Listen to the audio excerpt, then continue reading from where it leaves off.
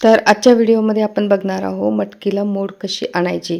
तर ही मटकी मी सकाळी 5 ते 7 तास अशी भिजत घातली होती आणि संध्याकाळच्या वेळेस त्यातलं पाणी काढून मी एका पातेल्यामध्ये पाणी घेतलं थोडंसं, त्यावर एक जाळीदार चाळणी ठेवलेली आहे आणि त्यावर आपण ही दिवसभर भिजवून ठेवलेली छान मटकी आपण त्या चाळणीमध्ये टाकायची आहे। तर बघा या पद्धतीने आता मी ही सर्व मटकी या जाळीदार चाळणीमध्ये टाकणार आहे। पातेल्यामध्ये थोडं पाणी घ्यायचं, त्यावर जाळीदार अशी एखादं टोपली किंवा चाळणी ठेवायची आणि त्यामध्ये दिवसभर भिजू घातलेले मटकी ठेवायची।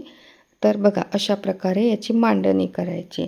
तर त्यानंतर त्यावर छान असं पक्क झाकण लावून ठेवायचं आणि त्या झाकणावर काहीतरी वजन ठेवायचं, जेणेकरून त्यामध्ये गरमी निर्माण होईल आणि अशा प्रकारे हे रात्रभर ठेवायचं, म्हणजे दुसऱ्या दिवशी आपल्याला मोड आलेलं कडधान्य मिळतं।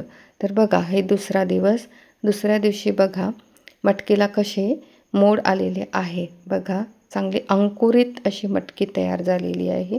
बघू शकता किती सोपी पद्धत आहे आणि ती करायलाही सोपी आणि या प्रकारे बघा मटकीला किती सुंदर मोड आलेली आहे। अशा पद्धतीने तुम्ही सुद्धा मटकीला मोड आणू शकता। तर आजचा हा छोटासा व्लॉग तुम्हाला नक्कीच आवडलेला असेल।